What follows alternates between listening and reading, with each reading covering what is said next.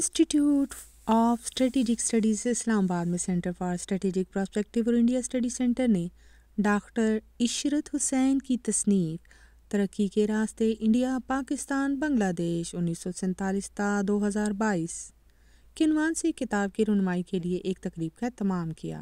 تقریب میں غیر ملکی اور سروسز، تعلیمی اداروں، سول سوسائٹی، میڈیا اور اسلام آباد میں سفارتی کور کے نامور ارکان نے شرکت کی۔ اعوذ باللہ من الشیطان الرجیم، بسم اللہ الرحمن الرحیم۔ اس موقع پر وزیر اعظم کے مشیر برائے خزانہ ڈاکٹر وقار مسعود خان مہمان خصوصی تھے۔ D G I S S I ambassador Sohail Mahmood نے اپنے استقبالیہ کلمات میں مصنف اور کتاب دونوں کا تعارف کروایا۔ انہوں نے ڈاکٹر عشرت کی 6 دہائیوں کی ممتاز عوامی خدمات اور معاشی اور ادارہ جاتی اصلاحات کے لیے شراکت پر روشنی ڈالی، جس میں پائیدار طویل مدتی ترقی کے لیے سیاسی استحکام اور پالیسی کے تسلسل پر مسلسل زور دیا گیا ہے۔ سفیر سہیل محمود نے مصنف کی براہ راست اور قابل رسائی تحریری انداز کی بھی تعریف کی ہے، جس سے پیچیدہ معاشی مسائل اور پالیسی مباحثوں کو قارئین کے لیے وسیع میدان میں زیادہ قابل فہم بنایا گیا ہے۔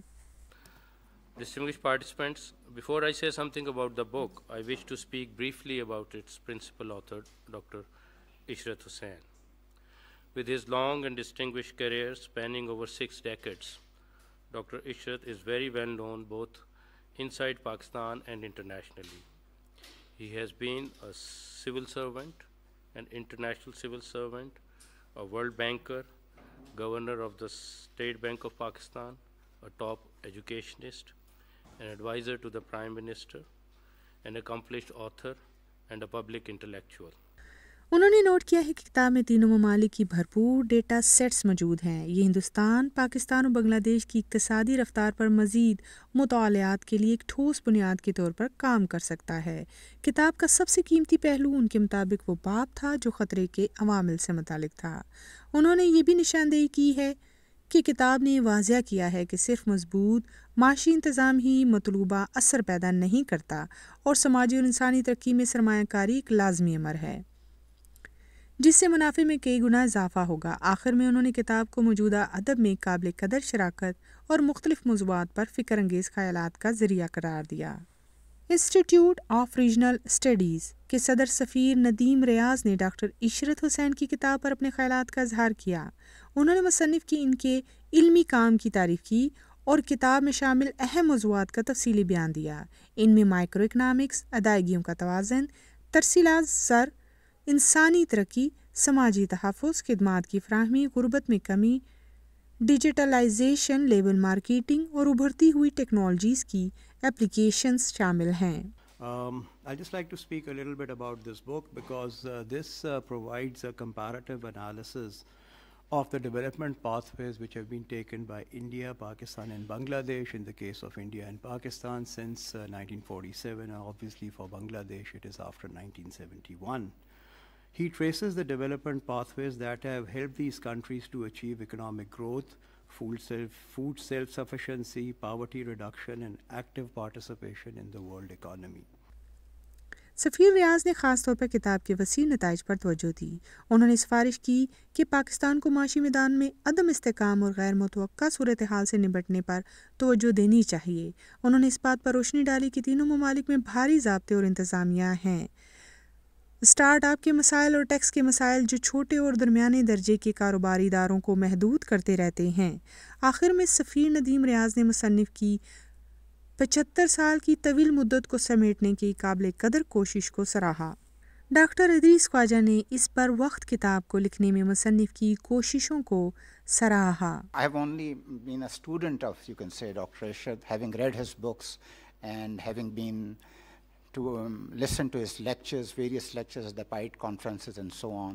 So it is very difficult to be a discussant on this book, but I will try to do justice.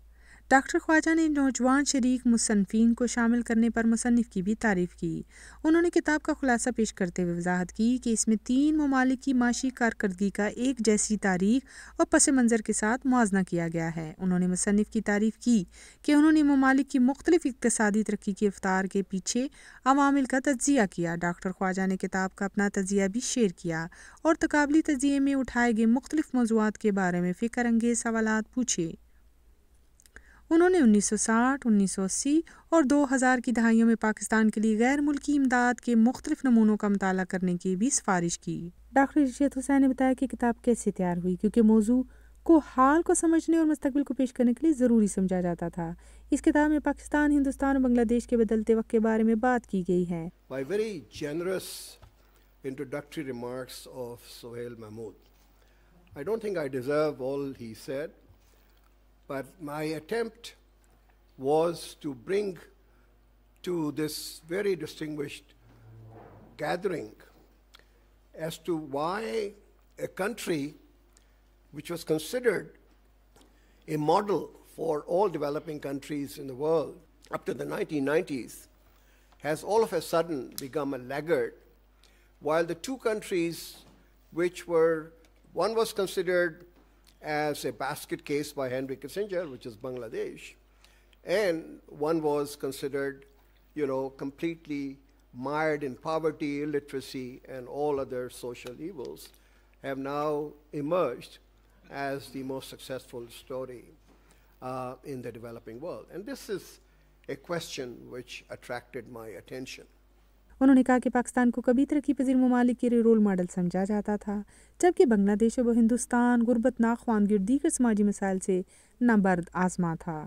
تاہم صورتحال اب نمایاں طور پر بدل چکی تھی اور ہندوستان اور بنگلہ دیش نے نسبتاً بہتر کارکردگی کا مظاہرہ کیا، جبکہ پاکستان کو چیلنجز کا سامنا تھا۔ ڈاکٹر عشرت نے 1947 سے 2022 تک کے تینوں ممالک سے موازنہ ڈیٹا تلاش کرنے میں درپیش چیلنجوں کے بارے میں بھی تفصیل سے روشنی ڈالی۔ انہوں نے ان 5 جھٹکوں پر روشنی ڈالی جنہوں نے پاکستان کی معیشت کو متاثر کیا۔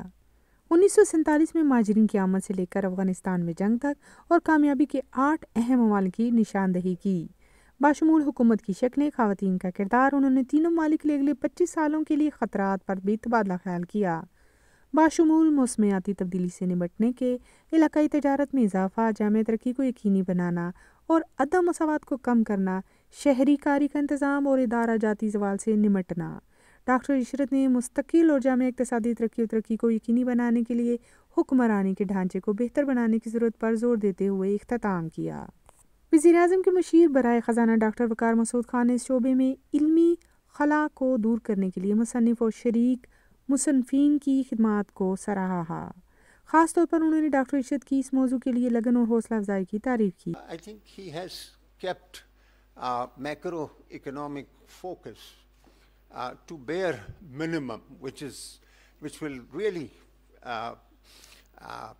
in a way, capture the essence of 3 experiences.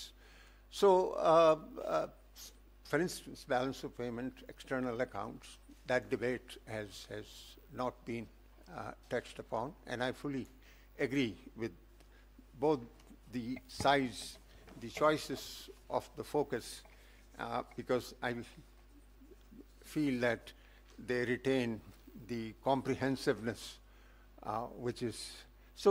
In fact, this abstraction from those esoteric methodologies and topics enables us to write a book which is really storytelling, and it essentially helps those who are practitioners to gain a great deal of insight into these 3 experiences. کتاب کے مضامین اور توجہ کے انتخاب پر بھی doctor Khan نے زور دیا، جن کا خیال تھا کہ یہ ماہرین اور پریکٹیشنرز کی کافی مدد کرے گی۔ ڈاکٹر وقار مسعود نے مزید کہا کہ کتاب نے بجا طور پر تینوں معیشتوں کے درمیان ہم آہنگی اور انحراف پر توجہ دی، کیونکہ انہوں نے 1990 کی دہائی کو تینوں معیشتوں کے لیے اہم موڑ قرار دیا۔ انہوں نے وضاحت کی کہ تبدیلی عالمگیریت، لبرلائزیشن اور سرد جنگ کے خاتمے کی وجہ سے ہے۔ انہوں نے پاکستان و بھارت کو درپیش کچھ چیلنجز پر روشنی ڈالی، جیسے کہ انتظامی معاملات، انفراسٹرکچر، چھوٹی صنعت اور سرمایہ کاری۔ ڈاکٹر خان نے تینوں ممالک میں ریگولیٹری اداروں اور ان کے کام کاج کا مثبت جائزہ لیا۔ ان کا خیال تھا کہ جنوبی ایشیا روایتی نقطہ نظر سے ہٹ کر معاشی ترقی کی طرف بڑھ گیا ہے اور کسی حد تک قابل پیشن گوئی بن گیا ہے۔ ڈاکٹر خان نے ذخائر کو بڑھانے کی سفارش کی جو ان کے خیال میں کسی بھی معیشت کے اہم جز کے طور پر کام کرتے ہیں۔ دلچسپ سیشن کے بعد سوال و جواب کا سیشن ہوا۔ تقریب کے اختتام پر ISSI کے چیئرمین سفیر خالد محمود نے کتاب کے بارے میں بصیرت انگیز معلومات کے لیے مقررین کا شکریہ ادا کیا۔